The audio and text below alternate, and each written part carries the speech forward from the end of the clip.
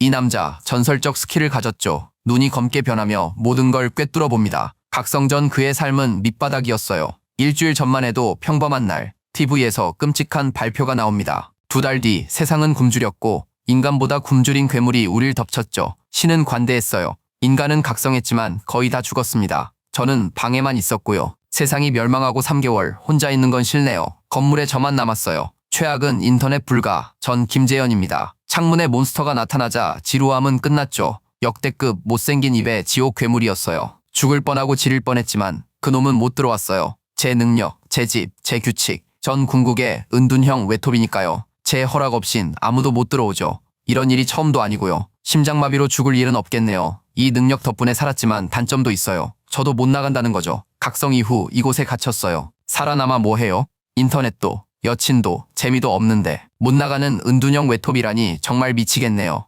아무것도 못하고 잘생기고 돈 많아도 솔로인데 이젠 더 최악입니다. 음식은 떨어지고 냉장고도 고장났으니 다 썩겠죠. 너무 안전해서 죽을 것 같아요. 그때 스킬 레벨업이 됐더라고요. 레벨업이 뭔지도 몰랐는데 제 창문에 부딪혀 죽은 몬스터가 경험치를 준 것 같아요. 이제 그놈은 다른 몬스터들의 점심밥이고 이상하게도 못생긴 괴물이 연기로 변했어요. 시스템 보상으로 제 지갑에 현금 200만이 들어왔어요. 지갑은 몰랐지만 전기가 들어온 게 더 충격이었다. 전기와 물이 다시 나오다니 기적이었다. 이제 샤워하고 냄새 안 나겠네. 인터넷은?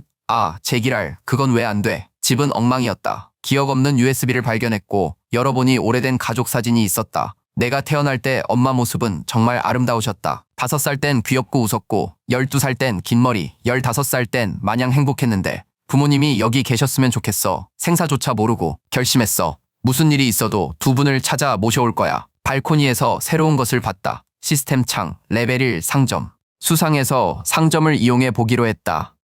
현금 2,300원이라니 슈퍼 지갑 같았다.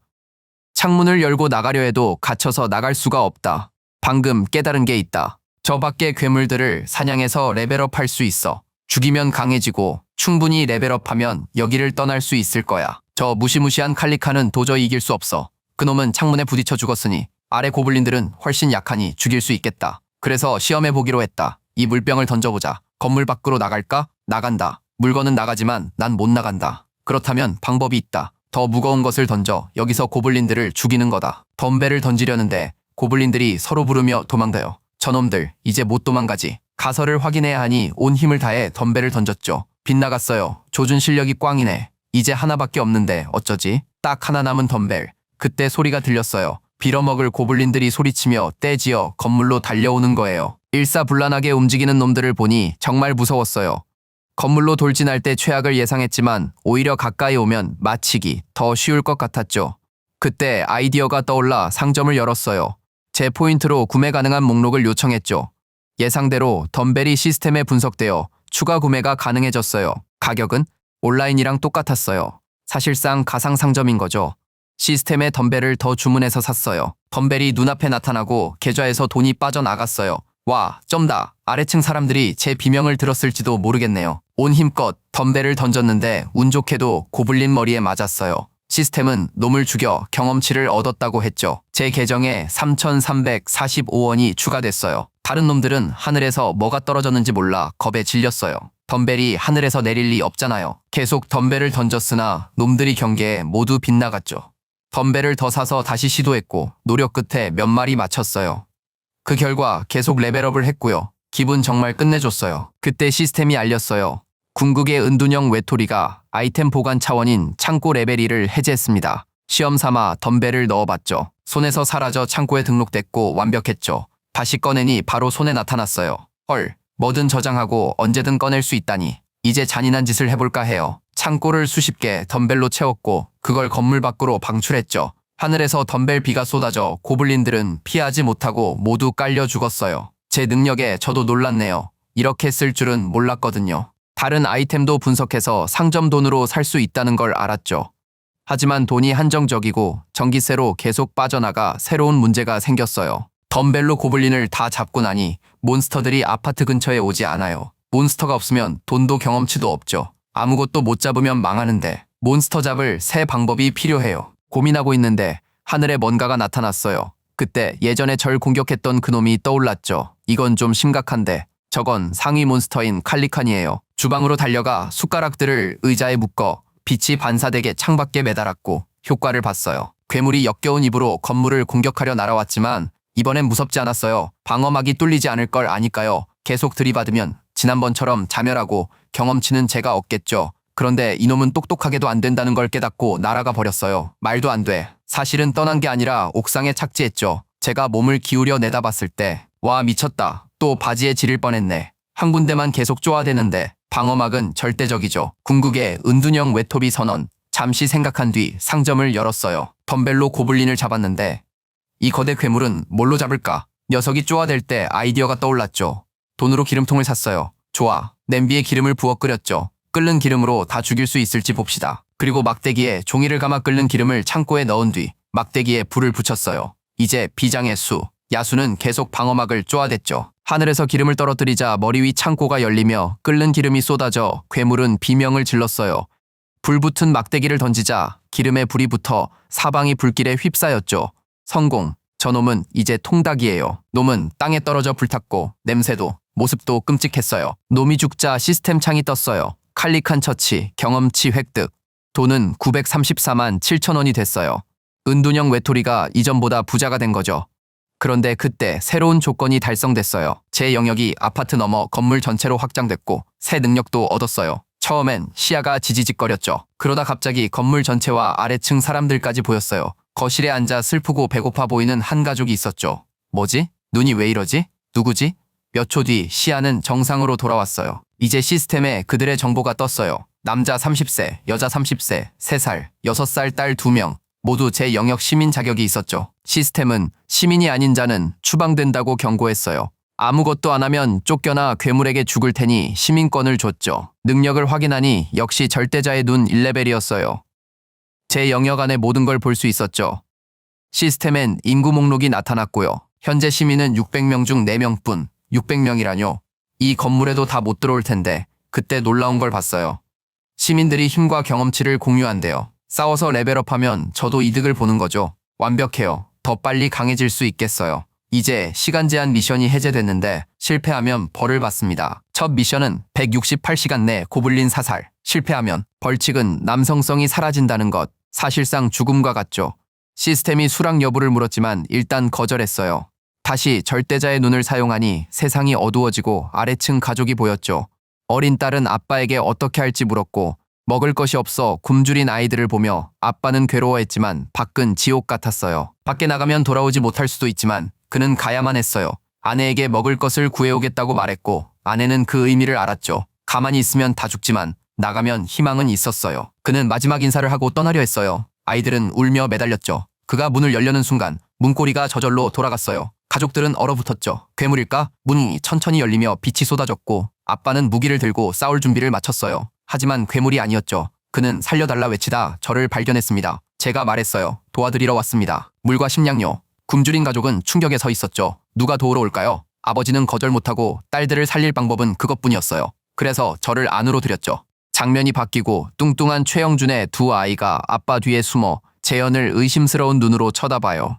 두 아이는 재현을 전혀 믿지 않죠. 한편 뚱뚱한 형준 부부와 두 아이가 식탁에 함께 앉아 있어요. 재현은 어색한 분위기를 풀려고 귤을 깝니다. 그는 혹시 너무 놀랐을까봐 조용히 그들을 지켜봤다. 재현이 방을 둘러보니 집안은 완전히 비어 있었죠. 먹을 것도 물도 불도 없었습니다. 괴물들의 시선을 피하려 커튼은 굳게 닫혀 있었고요. 재현은 좋은 생각이었다고 스스로 동의했습니다. 더 도우려 결심한 재현은 천장 조명에 집중합니다. 재현의 눈이 파랗게 빛나고 방불이 켜지자 뚱뚱한 남자는 놀랐습니다. 재현은 생각을 거듭하기 전에 물병을 밀어 아이들에게 먼저 물을 주라고 합니다.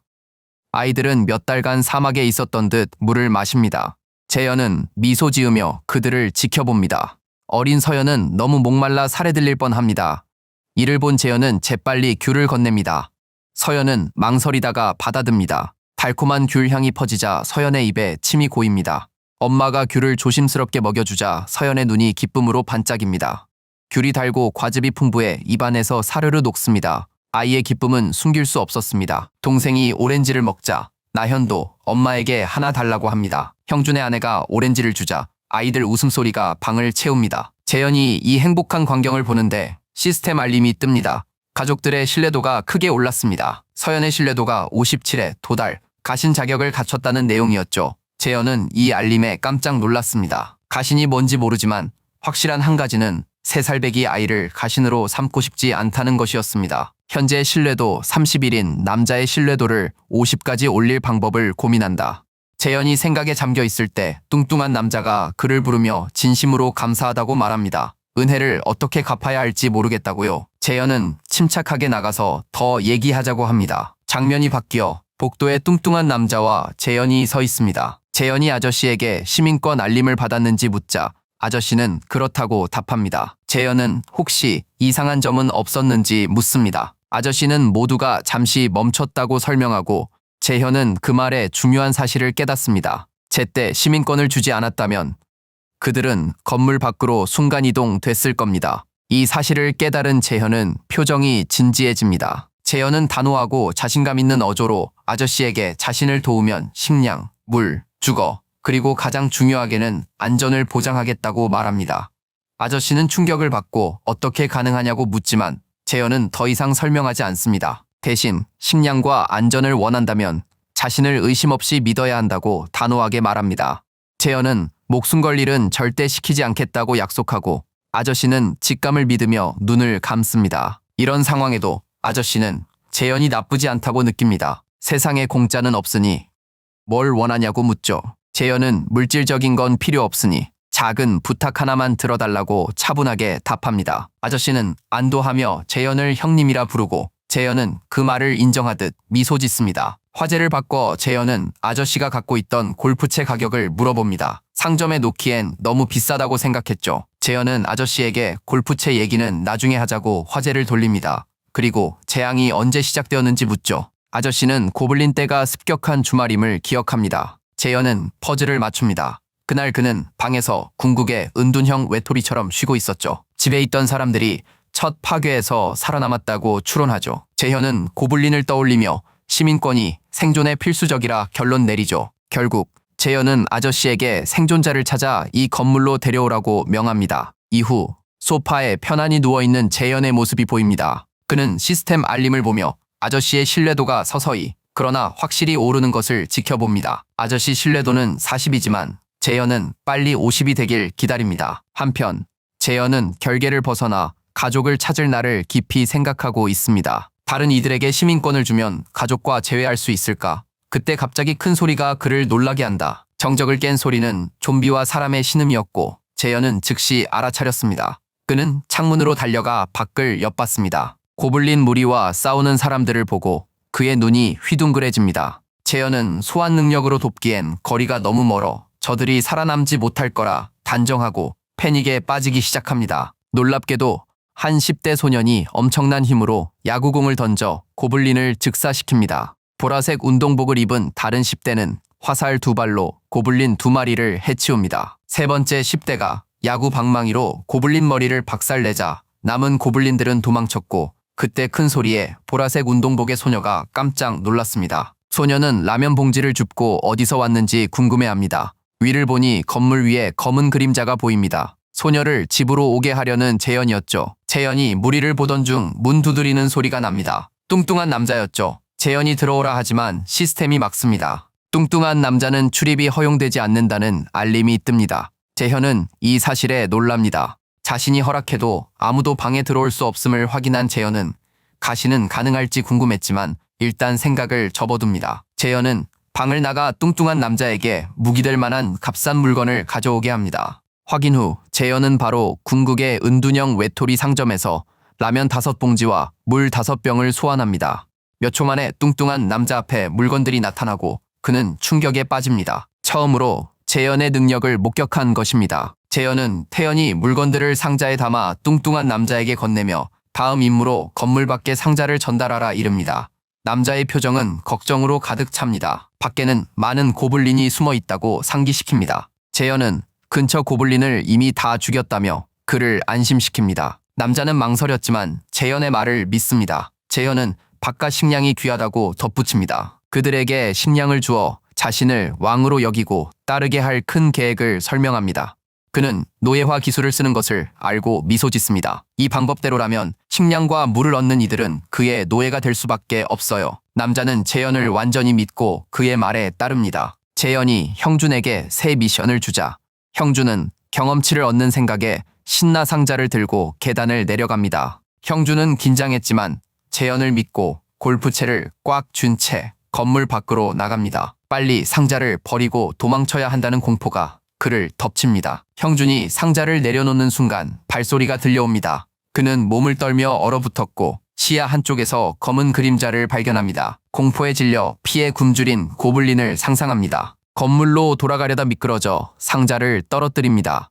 공포에 질려 넘어진 채 얼굴은 빨개지고 숨을 헐떡입니다. 발소리가 점점 커집니다. 남자는 상상 속 고블린에게 살려달라 애원합니다. 용기를 내어 눈을 뜬 남자는 고블린이 없다는 사실에 깜짝 놀랐다. 대신 10대 학생들이 놀란 표정으로 그를 보고 서 있습니다. 그 후 장면이 바뀌고 시스템은 아까 건물 밖에서 봤던 사람들이 안으로 들어오려 한다는 알림을 보냅니다. 재현은 상황을 즉시 파악하고 절대자의 눈을 발동합니다. 그 능력으로 건물 문 앞에 있는 10대들을 지켜봅니다. 보라색 운동복 여학생은 이상한 남자가 라면 던진 아파트가 여기라고 말해요. 야구 방망이를 든 남학생은 라면을 저렇게 버리는 거면 음식이 엄청 많을 거라고 말합니다. 재현은 절대자의 눈을 끄고 그들을 시민으로 삼으려 합니다. 하지만 시스템은 그에게 시민권을 제한할 수는 있지만 10대들이 거절할 수도 있다고 경고합니다. 이 생각에 그는 계획이 틀어질까봐 불안해합니다. 10대들이 수락할 만한 계획이 필요함을 압니다. 그때 재현은 카메라로 뚱뚱한 남자에게 연락을 받습니다. 재현은 기발한 아이디어로 뚱뚱한 남자에게 6 손님에게 음식을 대접하라고 지시하고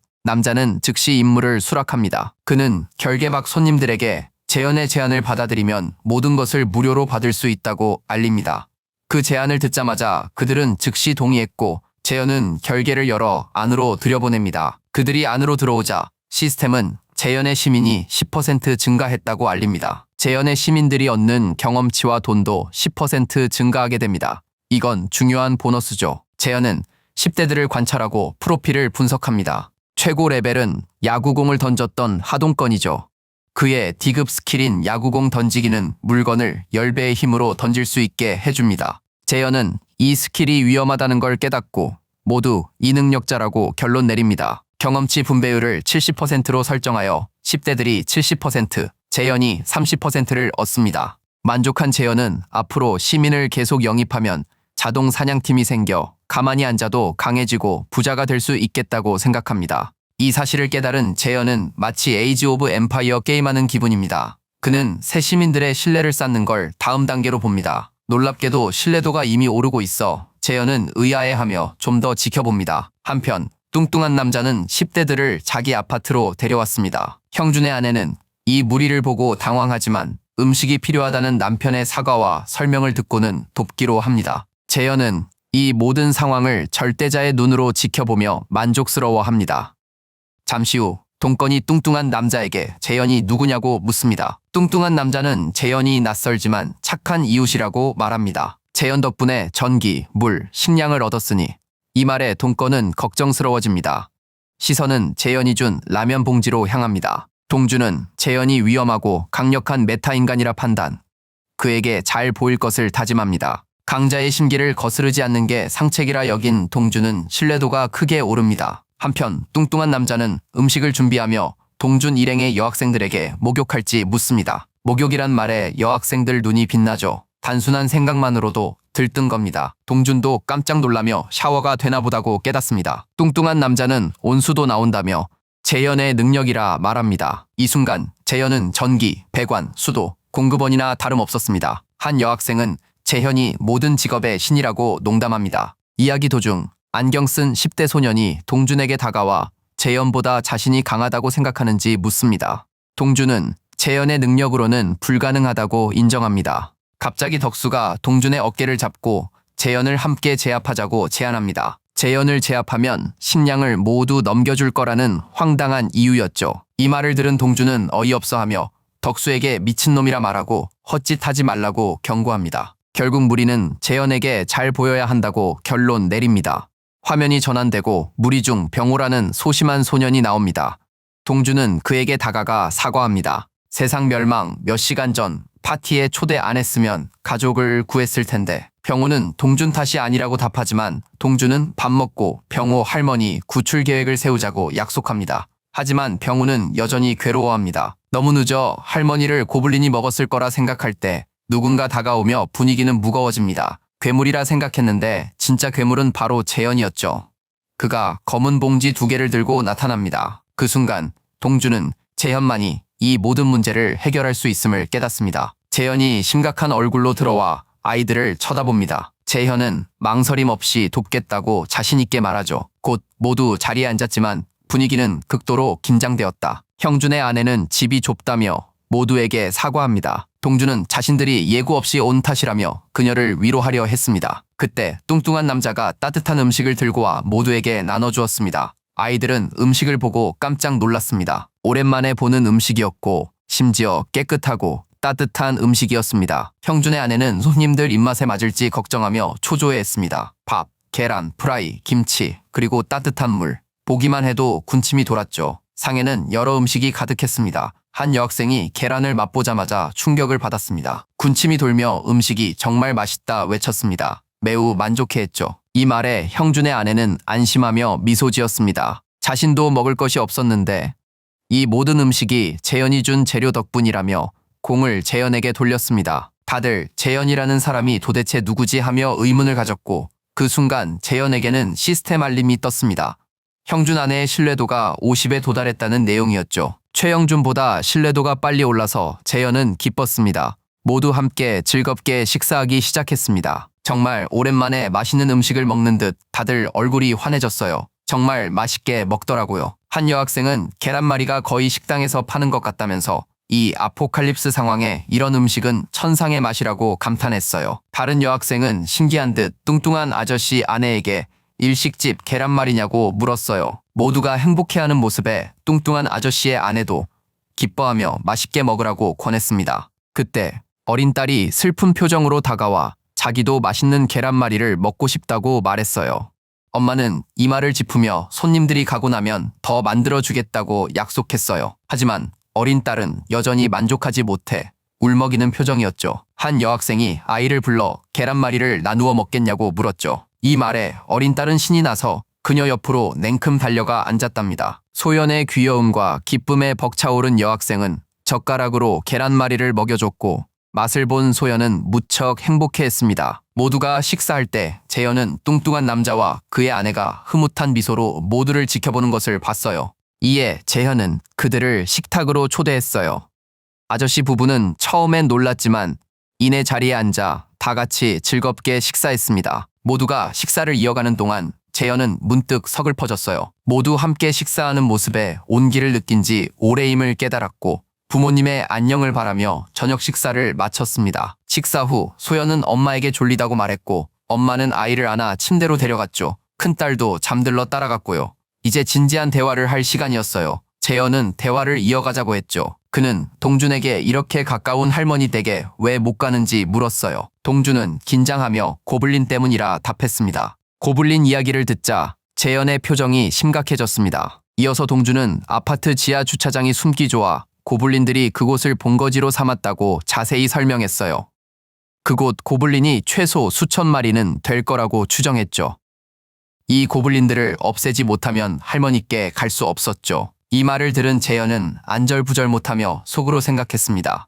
절대자의 눈은 고작 30층까지만 유효한데 고블린들이 제 결계가 없는 지하 주차장으로 들어올 수 있었던 거예요. 그래서 제가 고블린을 보지 못했던 거고요. 전부 지하에 있었던 겁니다. 동거는 아파트 입구들이 모두 지하 주차장과 연결되어 있어 섣불리 나갈 엄두도 못 냈다고 덧붙였고 분위기는 더욱 무거워졌습니다. 고민하던 재현은 자신의 기억을 떠올리며 지하 주차장으로 가는 지름길 역할을 하는 이면 도로와 작은 통로들이 있다고 말했습니다. 동건 역시 이면 도로를 통해 탈출하려 했다고 동의했어요.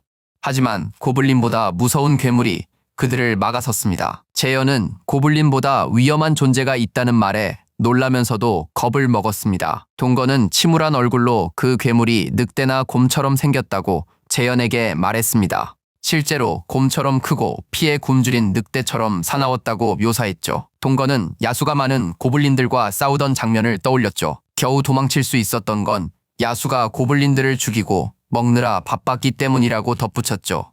이 말을 들은 재현은 깊은 고민에 빠졌고 동거는 어둠 때문에 그림자 야수처럼 보였을 뿐 정체는 확실치 않다고 말했습니다. 재현은 결국 영원히 피할 수는 없다고 했고 겁먹은 동거는 한계가 있다고 답했습니다. 그 한계가 없었다면 이미 고블린들과 싸웠을 거라 했죠. 재현은 그 한계에 대해 물었습니다. 옆에 있던 해리는 무기가 거의 부서졌다고 답했습니다. 활과 야구공으로 버티다 결국 아무것도 남지 않을 상황이었죠. 하지만 재현에게는 문제될 것이 없었습니다. 재현은 해결해주겠다고 안심시키며 활과 야구공을 보여달라 했고 그들은 재현에게 장비를 보여줬습니다. 재현은 즉시 야구공을 인벤토리에 추가했습니다.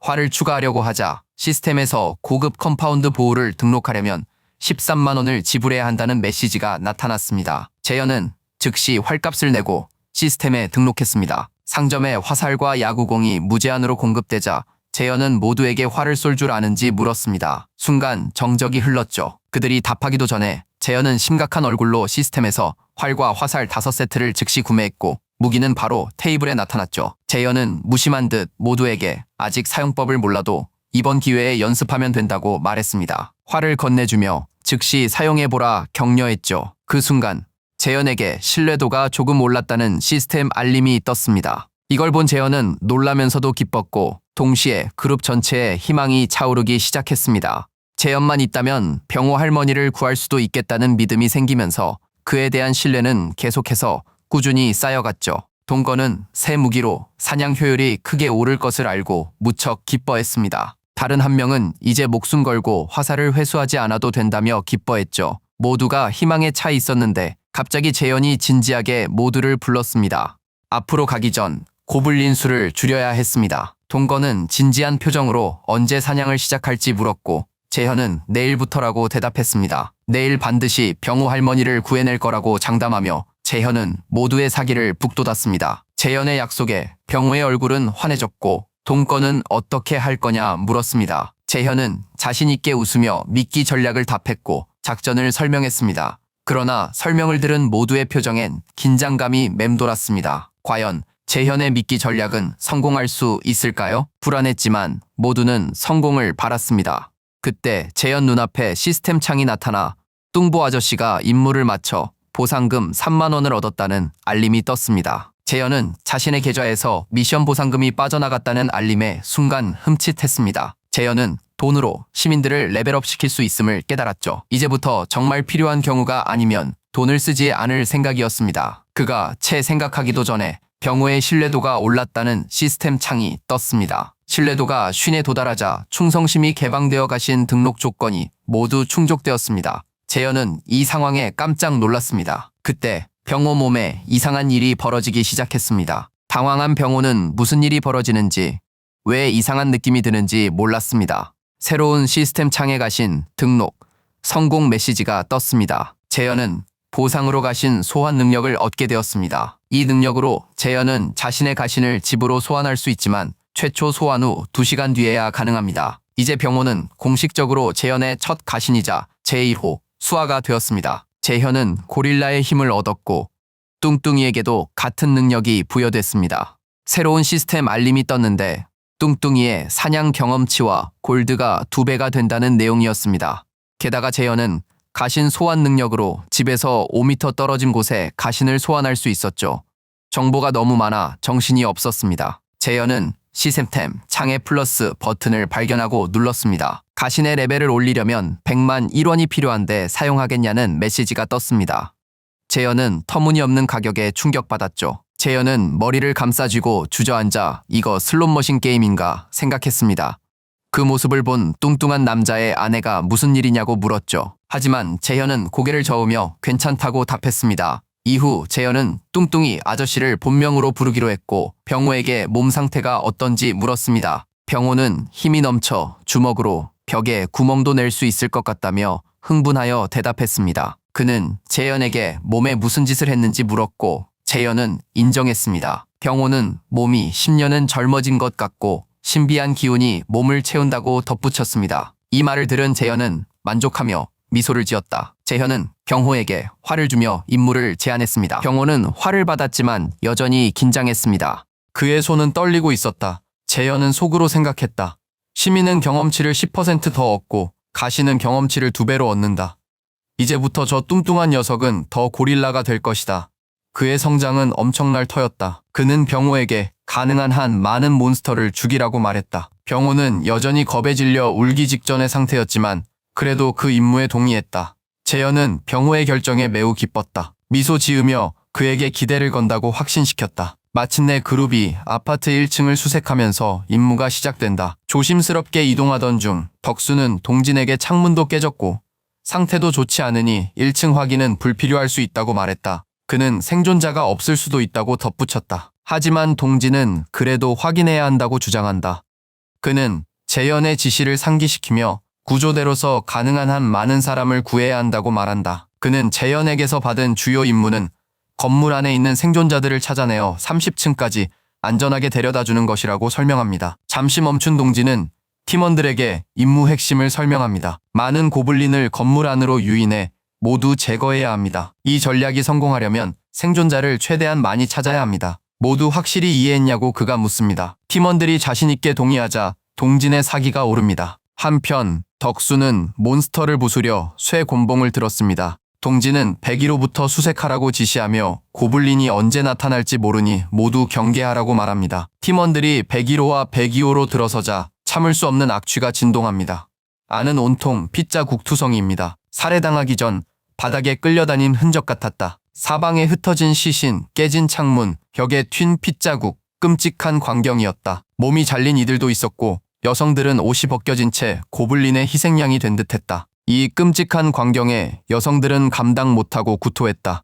충격받은 일행은 낙담한 동진을 보고도 앞으로 나아가자고 독려한다. 구조대는 1층을 수색했지만 생존자를 찾지 못해 낙담합니다. 동진이 그들을 2층으로 이끌었으나 그곳 상황도 마찬가지였습니다. 1층처럼 시체, 핏자국, 파괴로 가득해 팀원들은 더욱 불안해했습니다. 계속 나아가기로 결정하고 3층을 확인하죠. 3층에 도착한 동진은 문을 두드리며 생존자 유무를 외칩니다. 희망에 찬 구조대는 문을 하나씩 두드렸지만 생존자는 없었습니다. 시간이 흐를수록 동진의 사기는 꺾였지만 그는 포기하지 않고 지하 4층을 확인하기로 합니다. 구조대는 4층으로 향했습니다. 동진은 다른 문을 두드리며 또다시 물었습니다. 단 한 명의 생존자라도 찾게 해달라며 포기하려던 순간 놀랍게도 안에서 대답이 들려왔다. 한 남자가 조심스럽게 문을 열고 정말 구조대냐고 묻습니다. 살아있는 사람을 보자 동진은 매우 기뻐하며 생존자를 구하러 왔다고 안심시킵니다. 지쳐있으나 경계심을 놓지 않던 남자가 물을 찾습니다. 일행이 물을 건네자 남자는 놀랍니다. 그는 구조대를 해치거나 훔치러 온 침입자라 여겼습니다. 의심하는 그에게 동진은 정말 도우러 온 것이라고 안심시킵니다. 동진은 자신들도 같은 아파트 주민이며 생존자를 구하러 왔다고 말하며 함께 가자고 제안합니다. 경계하던 남자가 천천히 문을 열었고 방 안엔 2명이 더 있었습니다. 남자는 경계했던 것을 사과하며 자신을 홍정수라고 밝히고 그들을 따라가겠다고 말합니다. 동진은 신이 나서 정수의 손을 잡고 자신을 소개합니다. 그는 팀원 2명에게 정수를 30층으로 데려다주고 임무에 복귀하라고 지시합니다. 정수는 30층이란 말에 안절부절 못하며 아파트를 떠나지 않겠다고 소리쳤습니다. 그때 정수의 막내 아들이 끼어들어 아빠에게 누군가 우릴 구할 거라 말합니다. 놀랍도록 침착한 이 어린 소녀는 좀비 아포칼립스 영화를 너무 많이 봐서 그런지 30층에 헬리콥터가 있을 거라며 말합니다. 리는 꼭 그런 건 아니지만 같이 가면 따뜻한 음식과 목욕을 할 수 있다고 설명합니다. 목욕이라는 말에 정수의 딸은 갑자기 신이 나기 시작합니다. 딸은 아빠에게 너무 걱정하지 말고 저 사람들을 따라가자고 설득합니다. 정수는 주저했지만 결국 함께 가기로 합니다. 하나둘씩 더 많은 생존자들이 구조대를 따르기 시작합니다. 이동 중 재현은 시스템 알림을 받습니다. 영지민이 40명에 도달하여 이들의 경험치와 골드가 90% 증가했다는 내용입니다. 장면이 바뀌고 재현은 아이들과 노인들을 뚱뚱한 남자의 집에 임시로 머물게 하고 나머지는 복도에 대기시킵니다. 동진이 재현에게 다가와 지금까지 40명밖에 구하지 못했다고 알립니다. 재현은 건물 전체에 이 인원뿐이냐고 묻습니다. 동진은 방을 나선 이들이 잔인하게 살해당했다고 침울하게 답합니다. 29층까지 수색했지만 집에만 있는 사람들도 많다고 덧붙입니다. 재현은 그들의 노력에 만족하지만 뚱보의 집은 이미 거의 꽉 찼다고 생각합니다. 그래도 일단 이 정도 인원이면 충분하다고 여깁니다. 재현은 지고의 은둔자 전지안을 발동하여 모두를 살핍니다. 먼저 병호가 의자를 드는 것을 발견합니다. 뚱뚱한 남자와 다른 이들이 여자들과 물통을 나르고 동진이 바쁘게 일하는 모습을 보게 됩니다. 그들은 재현의 지시대로 모든 준비를 거의 마쳤습니다. 재현은 미소 지으며 동진에게 고블린 사냥 2단계 준비가 완료됐다고 말한다. 동진은 모두를 모아 지하에 숨어있는 고블린들을 유인하는 임무를 설명한다. 그는 지하 1층부터 시작할 것이라고 말한다. 팀을 둘로 나눠 지하 1층의 고블린들을 유인해 처리하고 그 후에 지하 2층의 고블린들을 소탕할 계획이다. 안경 쓴 남자가 혹시 예상보다 고블린이 많으면 어떡하냐고 불안하게 묻는다. 그러다 1층에 갇히는 거 아니냐면서 말이다. 고블린 시체 운반 중 문제 생기면 어쩌냐. 동진이 미처 대답하기도 전에 활을 든 림이 그런 일은 없을 거라며 고블린들을 모두 자신이 처리하겠다고 자신있게 선언합니다. 그녀는 안경 쓴 남자에게 자신이 누나로서 모두의 안전을 지켜줄 것이라고 안심시킵니다. 동진은 예전과 달리 지금은 화살도 충분하니 괜찮을 거라며 모두를 안심시킨다. 그의 자신감에 걱정하던 팀원도 계획에 동의한다. 그때 갑작스러운 소리에 시선이 쏠린다. 모두가 경계하며 뒤를 돌아보자 심각한 표정으로 고블린 3마리가 서 있었습니다. 리는 지체 없이 바로 활을 쏴 고블린 2마리를 화살로 명중시킵니다. 동진이 곤봉으로 마지막 고블린 머리를 수박처럼 깨부수자 3마리가 순식간에 죽었다. 안경 쓴 친구가 동진에게 곤봉만 쓸 거면서 활은 왜 가져왔냐고 장난스럽게 묻습니다. 활이 필요하다고 하지 않았나요? 덕수는 곤봉이 자연스럽다면서도 이전보다 힘이 강해진 것 같다고 답합니다. 재현의 강화, 곤봉 덕분인 걸 그는 몰랐죠. 덕수가 채 말하기도 전에 한 여자가 고블린 사체에 시선을 끕니다. 놀랍게도 고블린 시체는 사라지기 시작했고 재현이 전리품을 수거 중이었습니다. 이 광경을 본 병호는 이것도 재현의 또 다른 능력이냐며 경악을 금치 못합니다. 동진은 개의치 않고 일행에게 지하 1층으로 가라 명합니다. 일행은 그를 따르고 병호는 재현에 대한 믿음이 강해지며 그가 할머니를 구할 거라 믿기 시작합니다. 한편 재현의 앞에는 일행의 신뢰도가 상승했다는 시스템 알림이 나타납니다. 물을 마시던 재현은 알림을 읽으며 의도치 않았지만 자신이 그들의 보호자처럼 느껴진다고 생각합니다. 그는 마치 큰형이 된 듯한 기분을 느낍니다. 그 순간 또 다른 시스템 알림이 나타나 병호의 신뢰도가 50에 도달하여 가신이 되기 위한 모든 조건을 충족했음을 알립니다. 재현은 병호의 믿음이 이렇게 빨리 커질 줄은 몰라 놀랐다. 재현은 병호가 자신의 할머니를 자신이 구해줄 거라 믿는다고 생각한다. 이 엄청난 발전을 보며 재현은 가신이 많을수록 성장 속도가 빨라진다고 깨닫습니다. 병호의 충성도를 확인해 보는데 모자 관계보다도 높은 88이라는 수치에 경악합니다. 재현은 마음을 진정시키고 이건 좋은 소식이라며 병호를 가신으로 삼기로 합니다. 속으로 반드시 병호의 할머니를 구해주겠다고 다짐하죠. 재현이 승낙하자 고블린과 싸우던 병호의 몸이 빛나기 시작합니다. 병호는 혼란스러워하며 영문을 모릅니다. 강렬한 빛은 고블린과 모두를 겁에 질리게 해 후퇴시킵니다. 초조해진 동진은 무슨 상황인지 모르겠다며 일단 후퇴하라고 지시합니다. 눈이 먼 고블린들은 앞을 보지 못하죠. 그러나 이 기회를 포착한 일행은 달리기 시작합니다. 동진과 리는 달리면서 고블린에게 화살을 쏩니다. 화살은 고블린 이마에 명중하여 즉사시켰습니다. 리는 진지한 얼굴로 능력을 써서 여러 발의 화살을 쏘아 고블린들을 처치합니다. 하지만 나타나도 계속 나타나는 고블린의 수에 점점 압도당합니다. 고블린들이 다가오자 병호는 지하 2층 고블린들마저 지하 1층으로 올라온 것 같다며 경악합니다. 예상 밖의 상황이었죠. 고블린들은 텔레파시로 소통하는 듯 했습니다. 출구로 향하던 일행은 마침내 게이트에 당도합니다. 동진이 문을 닫으려 하지만 고블린들이 틈으로 손을 넣어 막습니다. 일행이 동전을 돕기 위해 달려가지만 반대편에서 고블린들이 문을 밀어붙여 소용이 없습니다. 고블린이 너무 많았고 문이 뚫리려는 순간 모두가 달려와 문을 밀었습니다. 하지만 소용없었죠. 고블린 한 마리가 무식하게 문을 잡고 밀고 있었습니다. 결국 여러 고블린들이 합세하면서 상황은 더욱 악화됩니다. 이 위기의 순간 덩치 큰 남자가 홀로 고릴라의 힘을 사용해 문을 닫아버립니다. 남자는 온 힘을 다해 버티며 여기서 막아야 한다고 무슨 일이 있어도 해내야 한다고 소리칩니다. 동진은 이제 모두 안전하다며 덩치 큰 남자에게 어서 돌아오라고 격려합니다. 덩치 큰 남자는 일행과 도망치려 했지만 고블린이 문을 부수고 들어와 넘어졌습니다. 그는 동진에게 자신을 버리고 가라 애원했지만 동진은 어쩔 줄 몰라 망설였죠. 그때 덕수가 달려와 곤봉으로 고블린을 치고 남자를 끌어냈습니다. 하지만 고블린 하나가 그의 다리를 잡고 놓아주지 않았죠. 바로 그 순간 탐욕스러운 눈빛의 고블린 하나가 기름진 고깃덩어리를 노리는 듯한 표정으로 모두를 쳐다보기 시작했습니다. 고블린이 다가오던 그때 덩치 큰 남자가 홀연히 사라졌습니다. 충격받은 덕수는 도대체 무슨 일이 일어난 건지 몰라 얼어붙었습니다. 그 사이 고블린들이 그에게 다가왔습니다. 고블린이 덤벼들자 덕수는 곤봉으로 다시 후려쳐 날려버렸습니다. 덕수는 고블린 공격을 피하며 팀원들에게 달려갔습니다. 팀원들이 고블린들에게 활을 쏘며 엄호해 덕수가 안전히 빠져나갈 틈을 만들었습니다.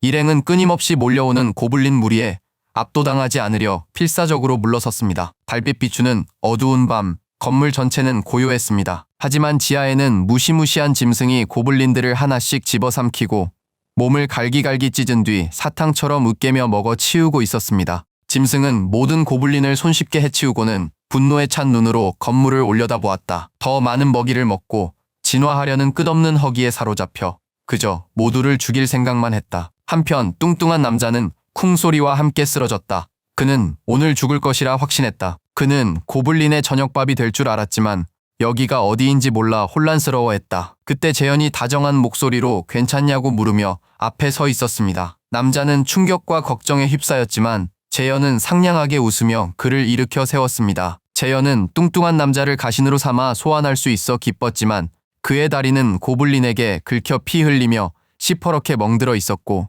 남자는 아무것도 이해 못했습니다. 재현은 남자의 다리 깊은 상처를 발견했습니다. 남자는 괜찮다며 저절로 나을 거라 했지만 재현은 그가 다리를 움직이지 못하는 것을 보았다. 심각한 상황이었다. 재현은 남자에게 기다리라 말하고는 방으로 달려갔다. 도착하자마자 구급상자를 챙겼다. 어머니께서 응급처치법을 가르쳐 주신 기억이 났다. 재현에게는 소독약과 의료용품이 무한정 있었고 사실상 모든 의료 자원을 갖고 있었다. 하지만 지구의 은둔자 인벤토리는 40칸이라 모두 운반할 수 없었다. 매우 신중해야 했다. 잠시 생각하던 재현은 좋은 아이디어를 떠올렸다. 모든 약품을 구급상자에 담아 인벤토리 칸에 넣으니 정말 기발한 발상이었다. 재현은 방 가득한 약이나 의료용품 상자를 보관하면 복제가 가능할지 궁금했다. 이 생각은 모든 것을 바꿀 것 같았다. 준비를 마친 그는 뚱뚱한 남자에게 돌아갔다. 그는 구급상자를 꺼내 다리를 보여달라 했다. 남자가 다리를 드러내자 상처에서 피가 솟구쳤다. 재현은 피를 닦아내며 남자에게 상황이 아주 심각하다고 경고했다. 상처 감염 시 다리를 잃을 수도 있다고 그가 설명했다. 재현이 치료하는 동안 남자는 고통스러워했다. 갑자기 남자의 신뢰가 대폭 상승했다는 시스템 알림이 나타났다. 마침내 재현은 치료를 마쳤다. 그는 남자에게 방으로 돌아가 쉬라고 지시했다. 남자는 여전히 고통스러워하면서도 감사하며 그의 말을 따랐다. 그 후 재현은 눈을 감은 채 지고의 은둔자의 전지안을 발동시켰다. 지하실에서 린이 활로 고블린들을 쉴 새 없이 죽이고 있었다. 그녀는 고블린들을 정확히 처리했습니다. 사냥은 이제 막 시작됐죠. 덕수는 곤봉으로 고블린을 거침없이 때려 부수고 그들은 고블린을 처치하며 위층으로 올라갔다. 조금 전 뚱뚱한 남자가 덕수 앞에서 갑자기 사라지자 그는 불이 붙은 듯 계단을 뛰어 올라갔다. 뒤에서 일행은 목숨을 걸고 고블린들에게 활을 쏘았습니다. 갑자기 덕수 앞에 고블린 2마리가 나타났고 병호가 미친 듯이 날뛰기 시작했습니다. 병호는 무슨 약이라도 빤 것처럼 곤봉을 휘둘러 단 한 방에 고블린 2마리의 머리를 박살냈어요. 그리고는 멈추지 않았죠. 그는 덕수 앞에 뛰어들어 고블린들을 하나씩 섬멸하기 시작했습니다. 마치 코끼리 10마리 힘이 온몸에 흐르는 것 같았어요. 모두 벙쪄서 방금 뭐지? 하는 표정이었어요. 병호가 이렇게 강했었나? 재현의 가신이 된 덕분에 이 친구는 힘에 완전히 취해 있어요. 재현은 이 혼돈이 펼쳐지는 걸 보며 안도의 한숨을 내쉬었어요. 다들 일단은 안전해 보이니까요. 잠시 틈을 내 병호의 상태를 확인해봤죠. 병호는 이제 레벨 30, 신뢰도는 55, 충성도는 88이었어요. 각성 능력은 순간이동, 판도를 바꾸는 A랭크 스킬이었죠. 눈에 보이는 곳이면 어디든 자신뿐 아니라 다른 사람도 데리고 순간이동할 수 있었죠. 재현은 뿌듯한 미소를 지으며 병호를 가신으로 만든 건 최고의 선택이었다 생각했죠. 병호는 여전히 들떠 고블린들을 박살내고 있었고요. 덕수는 이 광기를 받아들이며 금방이라도 쓰러질 듯한 안경 쓴 재혼에게 괜찮냐고 물었습니다. 재혼은 각오를 다지며 동의했고 구조대는 다음 공격을 준비하며 덕수는 린에게 물탱크 준비를 물었어요. 린이 준비됐다고 하자마자 병호가 고블린 부대를 이끌고 계단을 뛰어 올라왔어요. 병호가 계단으로 뛰어오르자마자 구조대는 거대한 물탱크를 고블린들에게 쏟아부었어요. 고블린들이 흠뻑 젖었지만 쓰러뜨리기엔 역부족이었죠. 바로 그때 동건이 연장선을 잡아 콘센트에 꽂았어요. 계단에 숨겨진 전선이 빛나며 물을 타고 전기가 흘렀죠. 레벨 6, 7의 하급 고블린들은 에어프라이어 속 치킨처럼 바싹 튀겨졌지만 레벨 10 고블린들은 여전히 버티고 서 있었어요. 시스템이 재현에게 엄청난 양의 경험치와 34,464원을 획득했다고 알렸고 그 돈은 즉시 슈프림 지갑으로 들어갔어요. 재현은 레벨업으로 스킬이 더욱 사기가 되어 미소를 짓고 있었지만 갑자기 상황이 이상해졌어요. 몸에 이상한 고통이 느껴지기 시작했고 심장이 마라톤을 뛴 것처럼 미친 듯이 뛰었죠. 온몸이 불타는 것 같았고 갑자기 보라색 방패가 그를 감싸기 시작했어요. 방패는 건물을 뒤덮고 지하까지 빠르게 확장됐죠. 방패 안 고레벨 고블린들은 전부 얼어붙기 시작했어요. 시스템이 재현에게 방패 안에서 적대 존재 감지를 알렸습니다. 재현은 미소 짓습니다. 이제 누가 보스인지 보여줄 시간입니다. 간단한 명령 한마디에 방패 안 고블린들이 풍선처럼 터져버렸습니다. 사방에 피가 튀어 벽은 공포영화처럼 핏물로 뒤덮였고 수백 마리 고블린이 즉사했어요. 다른 층에선 고블린 무리가 어두운 미래도 모른 채 건물 진격을 준비 중이었습니다. 그때 뚱뚱한 고블린 하나가 등 뒤에서 무언가를 느낍니다. 돌아보니 거대한 야수 한 마리가 서 있었습니다. 고블린이 눈을 깜빡이기도 전에 야수는 그 뚱뚱한 몸을 물어뜯어 즉사시키고 마치 간식처럼 그 연한 살점을 잔인하게 먹어치웁니다. 이 끔찍한 학살에 다른 고블린들은 공포에 질립니다. 하지만 야수는 그들이 움직이기도 전에 돌진하여 잔디 깎는 기계처럼 무리를 해치고 고블린들을 갈기갈기 찢어버립니다. 멍청한 고블린들이 뒤에서 공격하려 합니다. 몇 번의 공격이 적중해도 야수는 쓰레기처럼 내던져버립니다. 아마도 멍청한 고블린 몇 마리가 야수 위로 기어 올라가 그 살점을 뜯어먹고 있었습니다. 얼굴과 몸을 뜯기자 야수는 순수한 분노의 포효를 토합니다. 고통이 분명한데도 야수는 엿이나 먹으라고 생각하죠. 땅이 울리는 포효와 함께 야수는 매달린 고블린들을 모조리 잡아 찢어버립니다. 고블린 조각이 사방으로 튀고 피가 공포영화처럼 흩뿌려집니다. 야수는 남은 시체들을 짓밟아 역겨운 핏물로 만들어버립니다. 고블린들이 완전히 전멸했네요. 그런데 그때 갑자기 시스템 알림이 뜨더니 야수에게 시민권이 부여됐다는 겁니다. 그러자 갑자기 야수의 몸이 줄어들기 시작합니다. 피투성이의 거대한 형체에서 에너지가 빠져나가더니 세상에 변신하기 시작합니다. 잠시 후 야수는 사라지고 그 자리엔 피투성이가 된 아름다운 여인이 벌거벗은 채 서 있습니다. 그녀는 바닥에 정신을 잃고 쓰러집니다. 이 모든 것을 지켜보던 재현은 큰 충격을 받습니다. 뭐야? 그게 대체 뭐였을까요? 시스템 창이 나타나 더 충격적인 사실을 알립니다. 소녀의 이름은 오연주. 그녀의 스킬은 드레스업 베어라고 합니다. 또 다른 알림창은 드레스업 베어가 사용자를 괴물로 변신시켜 모든 신체 및 재생 능력을 극대화한다고 설명합니다. 재현은 감탄합니다. 이 여자는 레벨 33의 A급 스킬까지 가졌잖아. 그때 알림이 또 울립니다. 동건과 혜린의 신뢰도 50 달성, 충성도 개방. 그리고 덕수의 충성도는 30을 넘어가신 조건이 충족됐습니다. 재현은 옆을 보며 미소 짓고 시스템에 덕수를 등록한다. 팀의 가신이 추가되었다. 덕수는 아이언 나이트 스킬을 획득했고 시스템 알림은 아이언 나이트가 사용자에게 할버드와 철갑옷을 소환하게 해준다고 설명했다. 재현은 가신들의 레벨이 높을수록 각성 능력이 강해진다는 중요한 사실을 깨달았고 가신들을 한 명씩 떠올리기 시작했다. 고릴라 힘을 가진 뚱뚱한 남자는 C랭크 스킬 레벨 20이야. 아이언 나이트 스킬을 가진 덕수는 B랭크 스킬의 레벨 25. A랭크 순간이동 스킬을 가진 병우는 레벨 30이다. 재현은 더 깊이 파고든다. 가신으로 등록된 순간부터 각성 능력의 랭크에 따라 레벨이 정해지는 것 같았다. 하지만 한 가지 의문이 떠오른다. 과연 스킬 랭크는 무작위로 정해질까? 병우가 충성도에 맞춰 A랭크 스킬을 얻었다면 충성도가 더 높은 뚱보는 왜 C랭크 스킬밖에 못 얻었을까? 덕수는 충성도 31로 B랭크 스킬을 얻었다. 혼란스러운 그는 더 깊이 생각한다. 고랭크 능력 결정 요인을 알면 유용할 것이다. 가신은 10명만 등록 가능해 이 정보가 특히 중요하다. 고랭크 능력을 얻을 잠재력 있는 사람을 등록하는 게 유리하다. 결국 메타휴먼을 가신으로 등록했을 때 무슨 일이 일어날지 모른다는 게 문제인데 그때 시스템 알림이 울리며 그의 생각을 방해했다. 메타휴먼이 계단, 엘리베이터, 복도를 자유롭게 오갈 수 있습니다. 이걸 본 재현은 엘리베이터로 가서 은둔 고수의 전지 안으로 소녀를 살폈다. 그녀는 여전히 바닥에 의식을 잃은 채 쓰러져 있었다. 재현이 뚱보를 부르자 엘리베이터 문이 열리며 빠르게 도착했다. 재현은 그에게 지하 2층에 가면 여자아이가 있을 테니 그녀를 여기로 데려오라고 지시했다. 한편 그의 팀원들은 쓰러진 고블린들을 묶으며 혼란스러워했다. 모든 고블린이 겁에 질려 도망치고 있었다. 특히 동건은 방금 본 능력의 순수한 힘을 과소평가했음을 깨닫고 충격받았다.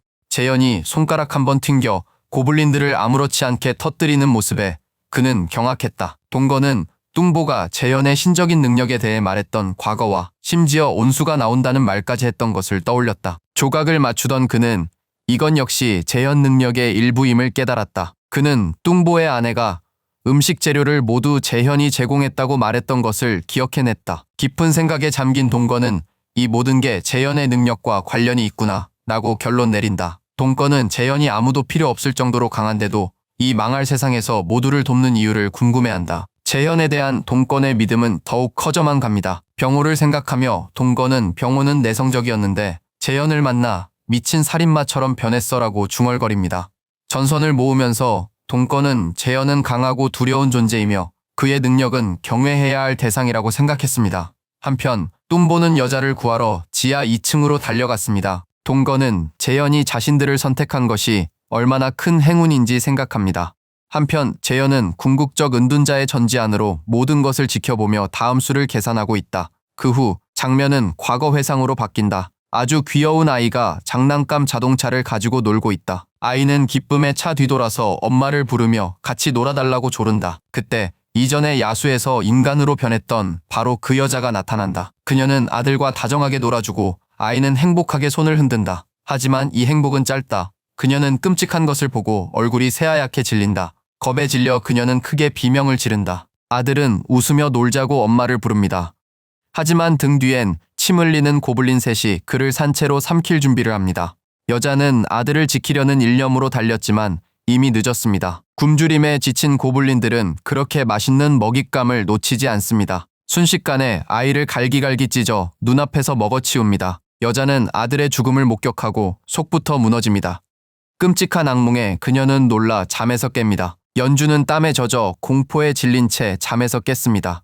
침대에 앉아 거친 숨을 몰아쉬며 비명을 지르는 그녀. 근처에 있던 재현은 침착하게 인사를 건네고 잠시 그녀를 바라보며 안부를 묻습니다. 혼란스러운 연주는 자신이 어디인지 파악하려 머리를 감싸쥐었습니다. 한편 재현은 손을 내밀며 만나서 반갑다고 자신을 소개합니다. 하지만 연주는 재현을 경계하며 한 가지 질문을 던진다. 혹시 아까 그 일을 한 게 당신이냐고. 재현은 연주의 말을 이해하지 못해 혼란스러워한다. 하지만 그녀는 고블린 머리를 날린 게 당신이냐고 집요하게 묻는다. 알고 보니 연주가 의식을 잃었을 때 재현이 영역 확장을 사용해 고블린들을 풍선처럼 터뜨려 죽인 것이었다. 재현이 다시 손을 내밀려 하지만 연주는 떨리는 목소리로 그를 뿌리칩니다. 그녀는 고블린들을 죽인 것이 재현임을 확인하고 이 사실에 그를 더욱 의심하고 경계합니다. 재현의 엄청난 힘에 대한 공포심은 점점 커져만 갑니다. 그는 발밑에 개미를 짓밟듯 순식간에 고블린 무리를 몰살시킵니다.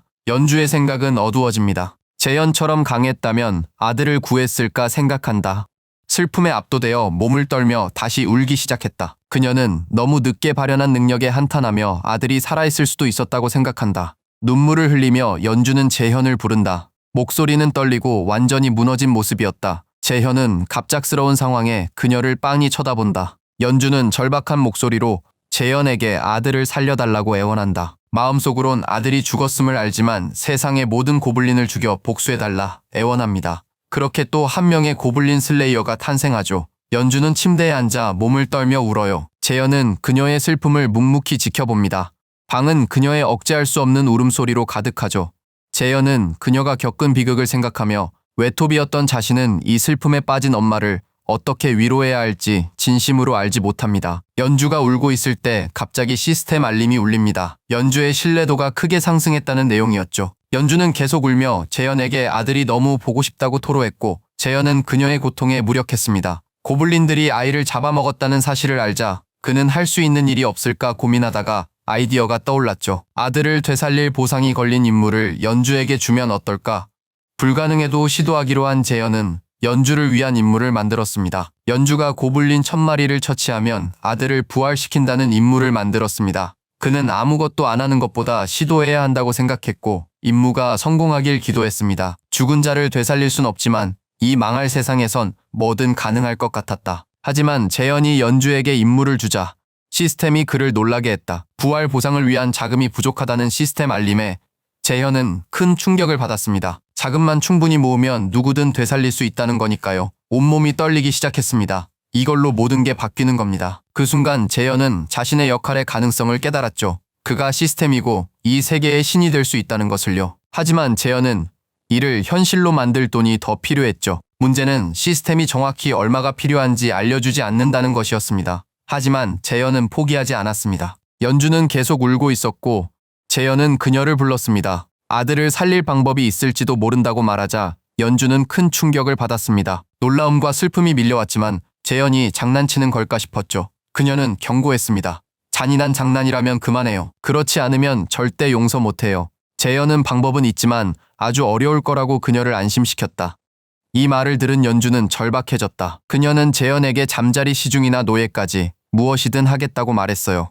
재현은 그럴 필요 없다고 말을 잘랐죠. 나중에 설명할 한 가지만 해주면 된다고요. 장면이 바뀌고 재현은 연주를 동건에게 소개합니다. 동건은 힘찬 악수로 그녀를 따뜻하게 맞이합니다. 연주도 자신을 소개했지만 시종일관 진지한 태도로 동건에게 질문을 던졌습니다. 야구방망이로 고블린을 죽인 이가 당신인지, 활로 고블린을 죽인 소녀가 린인지요? 정확한 묘사에 동건과 린은 깜짝 놀랐습니다. 이 여자가 누군지, 어떻게 아는지 알 수 없었죠. 린은 연주에게 만난 적이 있는지 물었습니다. 연주는 분위기를 풀려 곰 발바닥처럼 손을 만들고 애교를 부리며 전에 만났을 거라고 합니다. 정말 자길 모르겠냐고 장난스럽게 묻습니다. 동건, 린, 덕수는 저 여자가 무슨 말을 하는지 혼란스러워합니다. 연주는 자신감 있게 미소 지으며 야수화를 발동하기로 합니다. 그러자 그녀의 몸에 조금씩 털이 돋아나기 시작합니다. 깊고 위협적인 기운이 뿜어져 나오고 곧 온몸이 두꺼운 털로 뒤덮입니다. 연주가 변신을 마치자마자 린은 그녀를 알아보고 비명을 지르려 합니다. 이제 키가 거의 3m에 달하는 연주는 길을 막는 누구든 공격할 태세로 무시무시한 맹수처럼 일어섭니다. 린과 팀원들은 그녀가 지하에서 고블린을 학살하며 자신들을 막아섰던 그 야수임을 알아챘다. 그 반응에 연주는 웃음을 터뜨렸다. 이 상황이 재밌다는 듯 연주는 손으로 얼굴을 가리며 정확히는 야수가 아니라 곰이라고 말했다. 그리고 자신은 적이 아니니 안심하라고 했다. 그녀는 지하에서 고블린들을 여러 번 죽여 도왔지만 아무도 몰랐대요. 오히려 자신을 죽이려 하는 야수라고만 생각했고요. 마침내 덕수와 동건은 연주 말이 사실임을 깨달았다. 야수는 그들을 공격하지 않았다. 그들의 목숨을 노리던 고블린들을 처치했다. 동건은 크게 기뻐하며 연주에게 다가가 지하에서의 만남이 우연이 아니었다고 말한다. 연주는 동의하며 주적은 고블린이라 선언한다. 세상 모든 고블린을 없애겠다고 맹세한다. 고블린의 적은 자신의 친구라며 또 한 명의 고블린 학살자가 탄생한다. 대화가 오가는 동안 재현이 뒤에서 나타나 모두 인사하는 모습을 보며 다행이라고 말한다. 하지만 이내 심각한 표정으로 더 이상 시간이 없다는 중요한 사실을 알려줍니다. 내일 아침까지 병호 할머니 구출 작전을 시작해야 합니다. 고블린의 수가 급격히 줄어든 지금이 바로 최적의 타이밍입니다. 재현은 치명적인 부상으로 인해 전투에 참가할 수 없다고 일행에게 알립니다. 연주가 덕수, 동건팀과 함께 고블린을 처치합니다. 고블린 사냥꾼이라는 말에 연주는 매우 기뻐합니다. 재현은 모두에게 푹 쉬라는 마지막 명령을 내립니다. 내일 아침에 일어나자마자 임무를 시작할 거라고 말이죠. 각자 방으로 흩어지자 재현은 덕수와 병호를 따로 불렀다. 장면이 바뀌고 재현은 그들을 작은 방으로 데려갔다. 그가 묻는다. 여기로 데려온 이유를 아나? 둘은 혼란스러워한다. 재현은 심각한 표정으로 부른 이유를 묻는다. 덕수는 모르지만 병호는 좀 의아해한다. 병호는 혹시 능력에 대해 이야기하려고 부른 것이냐고 묻고 재현은 사악한 미소를 지으며 맞다고 대답합니다. 재현과 병호 모두 각성 능력을 얻었다는 말에 깜짝 놀란다. 재현은 병호의 각성 능력이 순간이동이라고 알려줍니다. 순간이동이란 말에 병호 얼굴에 웃음꽃이 활짝 핍니다. 재현은 덕수의 각성 능력이 아이언 나이트라고 알려줍니다. 덕수는 어리둥절하죠. 아이언 나이트가 대체 뭘까요? 기사라도 소환하는 걸까요? 재현은 심각한 얼굴로 둘을 먼저 훈련시키기로 했습니다. 임무 완수를 위해선 능력 숙달이 필요했기 때문이죠. 재현은 시스템 알림을 열어 두 사람을 위한 임무를 만듭니다. 두 사람 모두 각성 능력을 알아내야 합니다. 시간 제한은 1시간, 보상은 힘 증가, 벌칙은 둘 다 야외 취침. 재현은 두 사람에게 임무를 주려 합니다. 그때 흥분한 덕수가 재현에게 자신의 각성 능력이 개방된 것이냐고 묻습니다. 동권처럼 능력을 사용할 수 있냐고요. 재현은 동의합니다. 그 말을 듣자 덕수는 아이처럼 방방 뛰며 어서 빨리 아이언 나이트 능력을 써보고 싶다고 소리칩니다. 아이언 나이트라니 정말 멋진데요. 이후 재현은 덕수에게 아이언 나이트 능력으로 철 갑옷과 헬의 할버드를 소환할 수 있다고 설명한다. 덕수가 재현의 말을 듣고 질문을 하려는 찰나 눈앞에서 병호가 펑 소리와 함께 홀연히 사라져버립니다. 이 광경에 덕수는 깜짝 놀라 얼어붙습니다. 잠시 재현과 덕수 사이에 정적이 흘렀습니다. 잠시 후 병호가 순간이동으로 약간 떨어진 곳에 다시 나타납니다. 이걸 본 병호는 깜짝 놀라며 기뻐합니다. 병호는 순간이동을 하자마자 믿을 수 없다는 표정입니다. 병호는 두 손을 불끈 쥐고 이 능력으로 할머니를 구할 수 있다고 말하죠. 한편 덕수는 재현에게 병호의 신뢰가 엄청나게 상승했다고 알립니다. 바로 그때 병호는 진심으로 고개를 숙여 재현에게 감사하며 오늘부터 재현이 시키는 모든 일을 하겠다고 다짐합니다.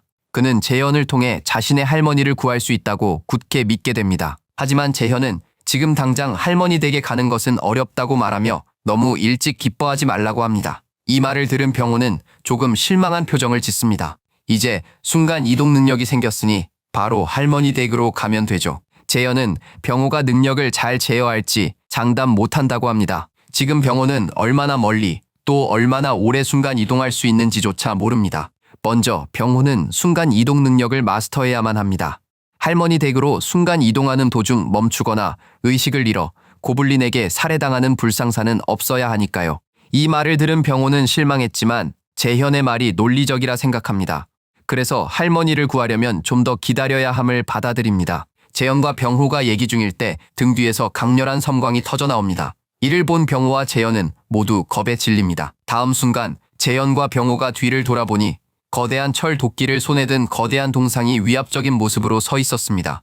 그 동상은 매우 위험해 보였는데 다름 아닌 우리의 덕수였습니다. 덕수는 아이언 나이트를 발동했습니다. 몸에는 아주 두껍고 강력한 마법 철갑옷이 둘러져 있었고 손에는 거대한 철도끼를 들고 있었습니다. 이 두껍고 멋난 갑옷과 무기를 본 덕수는 재현을 더욱 신뢰하게 됩니다. 시스템은 재현에게 덕수의 신뢰와 충성심이 크게 올랐다고 알립니다. 덕수는 기뻐서 춤을 춥니다. 재현은 병호에게 옆 건물로 순간 이동하라고 지시하고 이것이 병호의 첫 임무가 됩니다. 옆 건물로 쉽게 순간 이동한다면 능력을 잘 쓰는 겁니다. 병호는 옆 건물을 보며 잠시 서 있다가 그곳으로 순간 이동하기로 결심합니다. 한편 재현은 병호에게 3분 안에 옆 건물로 순간 이동해야 한다는 새로운 임무를 만들어줍니다.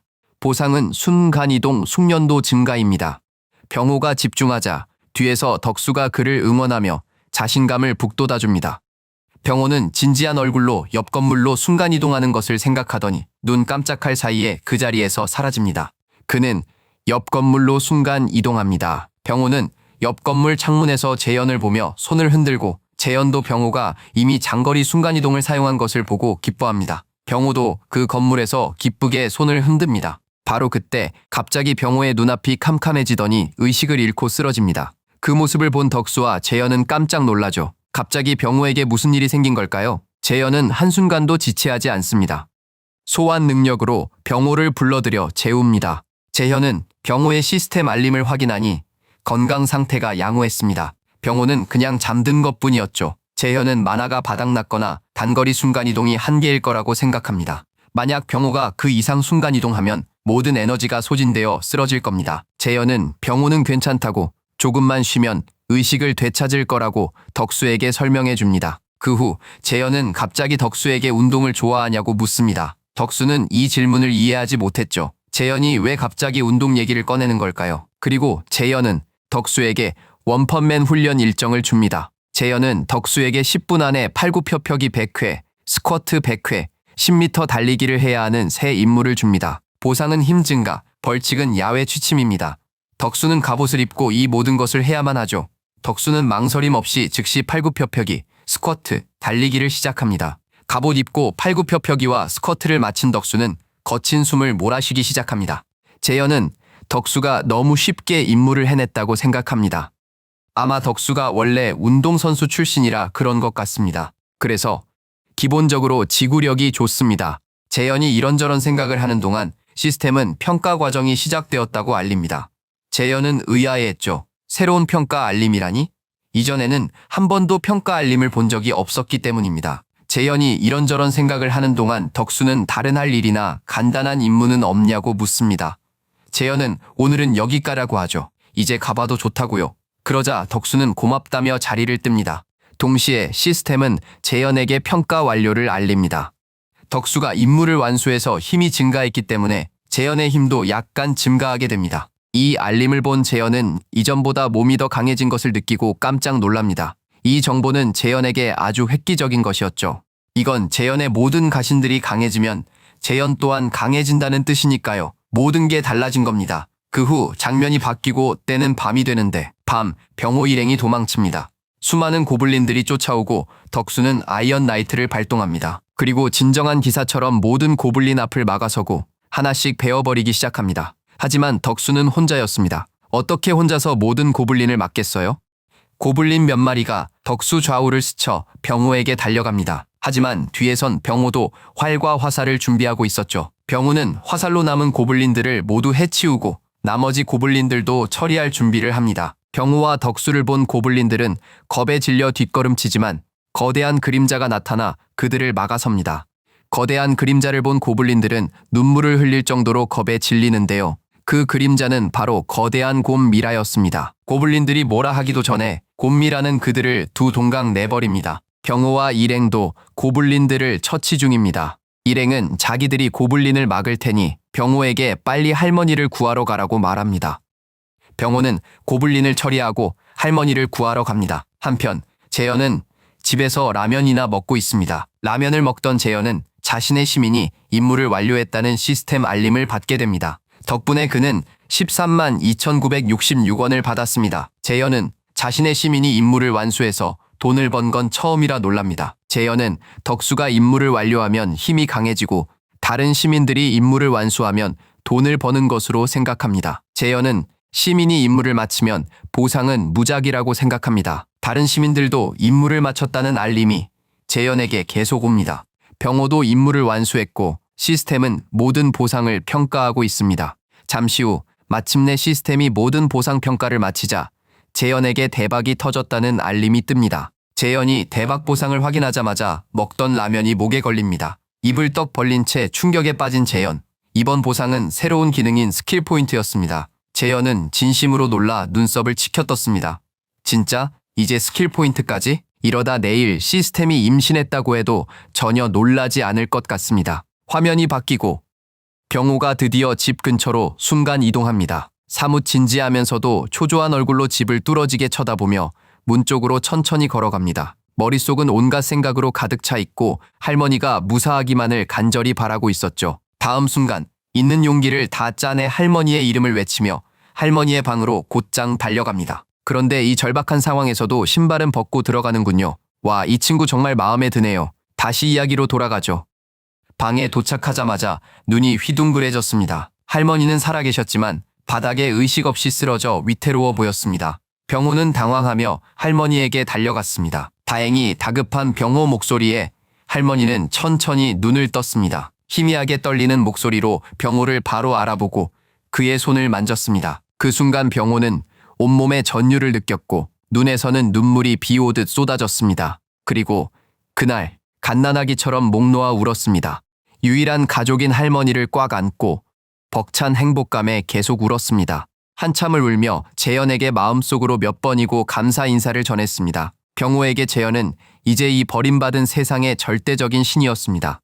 한편 다시 화면이 바뀌고 시스템 알림을 쳐다보는 재현의 모습이 보입니다. 시스템이 병호의 신뢰도 100% 달성을 기쁘게 알렸다. 이제 병호는 재현의 말이라면 뭐든지 할 겁니다. 이로 인해 재생가신 슬롯이 추가로 열렸습니다. 재현은 가신 슬롯 11개의 새 시스템 능력도 얻었습니다. 이제 가신들을 게임처럼 직접 레벨업 시킬 수 있었죠.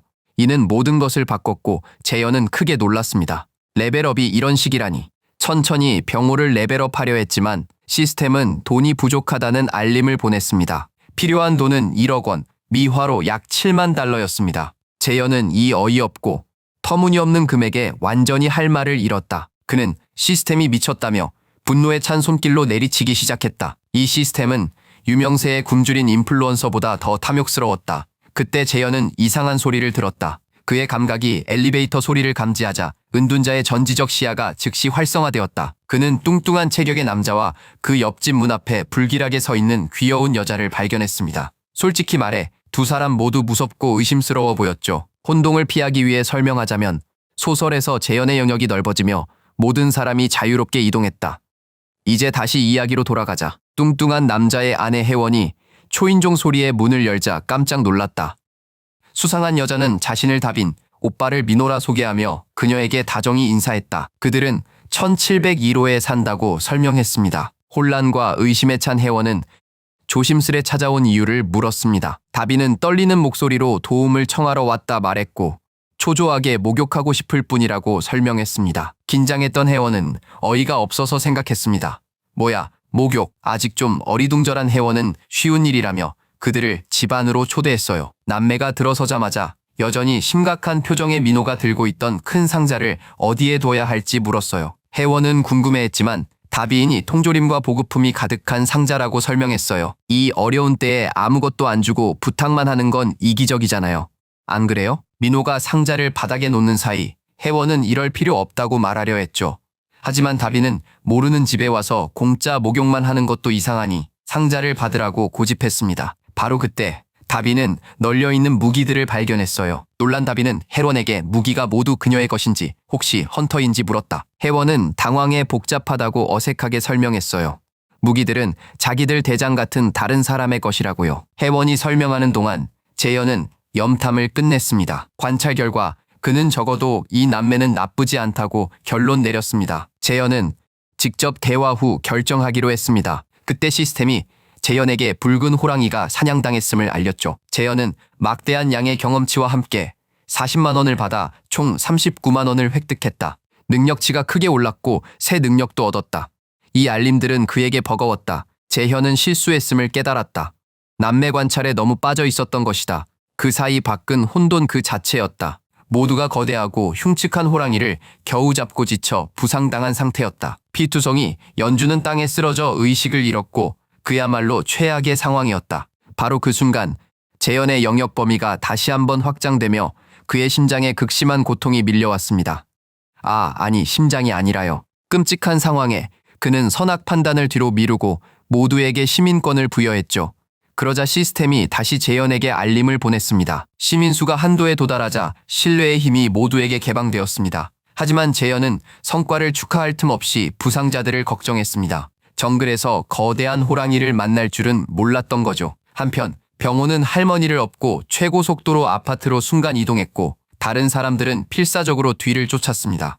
덕수는 의식 잃은 연주를 들쳐 업고 있었죠. 그야말로 최악의 상황이었고 재현은 연주가 이렇게 심하게 다친 것을 믿을 수 없었습니다. 설상가상으로 고블린들이 계속 쫓아왔죠. 모든 게 끝났다고 여긴 순간 가영의 화살 위력이 갑자기 강해졌고 다른 이들도 몸이 가벼워지며 힘과 속도가 솟구침을 느꼈습니다. 이 모든 것은 재현에 대한 신뢰도에 따라 시민들 능력치를 올리는 신뢰의 힘 덕분입니다. 재현은 전체 신뢰도가 50%를 넘으면 전투 능력이 50%나 향상됨을 파악했습니다.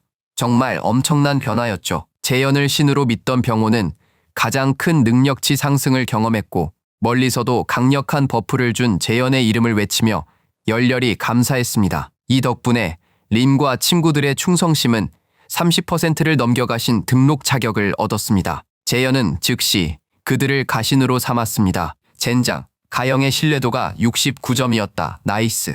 각성 덕분에 두 소녀는 엄청난 능력을 얻게 됐습니다. 가영은 관통 화살을, 리는 도관계를요. 가영이 활을 쏘자 살아있는 듯한 화살이 고블린들을 꿰뚫어 즉사시켰고 그녀 자신도 놀랐습니다. 재현은 곧바로 가영만을 위한 새로운 임무를 만들었습니다. 새로운 도관계 능력으로 고블린 10마리를 잡으면 스킬 등급을 올려주는 임무였죠. 하지만 림의 능력은 특히 위험했습니다. B급 능력인 맹독안개는 조심해서 다루지 않으면 아군까지 다칠 수 있었거든. 재현은 신뢰도 69%인 린의 능력을 먼저 살펴보고 특별 임무를 부여하기로 결심했어요. 하지만 가장 큰 문제는 바로 연주였죠. 재현은 즉시 지고의 은둔자 전지적 시점을 발동, 도움을 찾아 건물 전체를 미친 듯이 살폈어. 건물 전체를 살피던 재현은 방 안에서 의식을 잃은 어린 소녀를 발견했어. 왠지 재현은 그녀에게 다급히 뛰기 시작했어.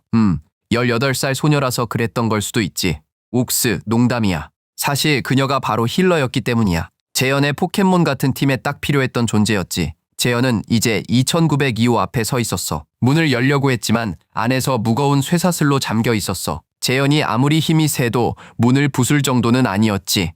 바로 그때 그에게 투명한 손이라는 새 능력이 있었단 게 떠올랐어. 재현은 이 손을 소환해 조종할 수 있었지. 와, 잘만 쓰면 나중에 아내에게 유용하겠는데. 재현은 이 수상쩍은 능력을 시험해볼 절호의 기회라 여겼어.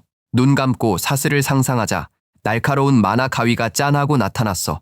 재현은 그걸 조종해 쇠사슬을 종이처럼 잘라버렸지. 문이 열리고 그는 쓰러진 소녀에게 필사적으로 달려갔어. 마침내 소녀에게 도착한 재현의 눈이 공포로 커졌어. 상태가 좋지 않았지. 입술은 움푹 들어가 있었고 심각한 탈수로 죽기 직전이었어. 재현은 소녀의 이름을 외치고 어깨를 흔들며 깨우려 했지만 소용없었어. 창백한 피부, 건조하고 쑥 들어간 눈과 입술까지 누가 봐도 심각한 탈수 증상이었어.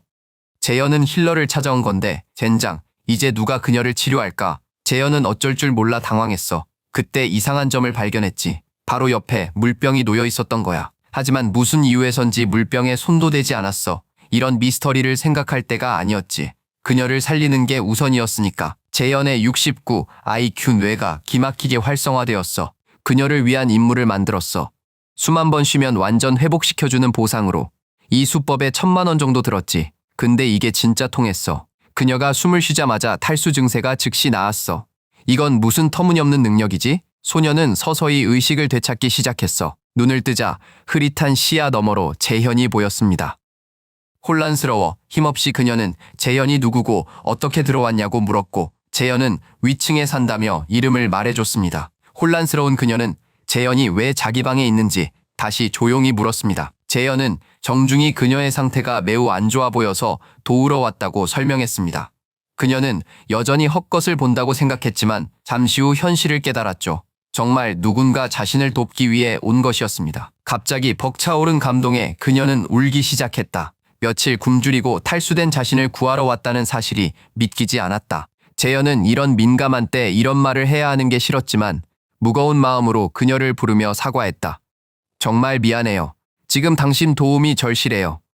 그녀가 기쁨의 눈물을 흘리는 사이 재현은 팀원 중 한 명이 크게 다쳐 그녀의 도움이 필요하다고 설명했다. 하지만 조용히 듣던 그녀는 더 혼란스러웠다. 이 남자는 대체 무슨 말을 하는 걸까? 자기 자신도 못 돕는데 어떻게 다른 사람을 도울 수 있겠는가? 특히 방금 전만 해도 죽기 직전이었으니 이건 절대 불가능해 보였다. 게다가 이상한 건 방금 만난 남자가 자기 동료를 치료해달라 했다는 점이다. 이 낯선 남자가 자신이 간호사임을 어떻게 알았는지 의심스러웠고 그녀의 마음은 순식간에 의심으로 가득 찼다. 재현이 절박하게 도움을 청하는 것으로 보아 위험한 사람 같진 않았으나 그녀의 생각에 이 버림받은 세상에서는 누구도 믿을 수 없었다. 재현의 속셈을 살피려 그녀는 일단 돕는 척 조심스레 결정했다. 돕겠다고 말하며 그녀는 갈 곳과 도울 방법을 침착하게 물었다. 재현은 잠깐 기다리라 말했고 또 다른 인물을 만드느라 바빴다. 재현은 그녀에게 연주를 치료하는 새 임무를 주었다. 1시간의 시간 제한이 있었고 보상으로 그녀의 치유 스킬 레벨이 올랐다. 임무 생성을 마친 재현은 그녀에게 말린 오렌지를 건네며 이걸 먹고 쉬고 있으면 다친 친구를 직접 방으로 데려오겠다고 약속했다. 재현은 그렇게 말한 뒤 바로 몸을 돌려 떠났고 그녀는 다시 할 말을 잃은 채 바닥에 말린 오렌지와 눈앞에 기묘한 시스템 알림만 응시할 뿐이었다. 갑자기 패닉에 빠진 그녀는 재현의 이름을 필사적으로 외치며 이 이상한 알림과 그의 정체에 대해 물었다. 하지만 재현은 악마 같은 미소를 지으며 나중에 설명하겠다. 태연이 답했다. 그리고 지금은 너무 약하니 쉬라며 충격받은 소녀를 바닥에 두고 유유히 떠났다. 혼자 남겨진 그녀는 떨리는 손으로 오렌지를 허겁지겁 깠다. 혹시 꿈을 꾸는 건가? 저 남자가 인물을 만들었다고? 그녀의 머릿속은 복잡했다. 한편 재현이 자기 방에 도착하자마자 다정의 신뢰도가 상승했다는 시스템 알림이 떴다. 이걸 본 재현은 역시나 그녀가 자신을 완전히 믿지 않았다는 걸 깨달았다. 하긴 그게 당연했다. 어떤 제정신인 사람이 산타클로스처럼 갑자기 방에 쳐들어온 사람을 믿겠는가? 재현이 방에서 부하들이 도착하기를 침착하게 기다리고 있을 때 갑자기 강렬하고 이상한 기운이 그를 덮쳤다. 무언가 크게 잘못된 것이 분명했다. 주저없이 그는 은둔고수의 전지적 시점을 발동했고 즉시 붉은 호랑이가 연주와 다른 이들을 쫓는 것을 발견했다. 전에 연주를 다치게 했던 바로 그 무시무시한 맹수였다. 놈이 다시 돌아온 것이며 아무래도 전에 죽인 호랑이의 아내인 듯 보였다. 잔뜩 화가 나 있었고 복수심에 불타는 것이 명백했다. 그 순간 모두가 살기 위해 필사적으로 싸웠고 얼굴에는 절망과 공포가 가득했다.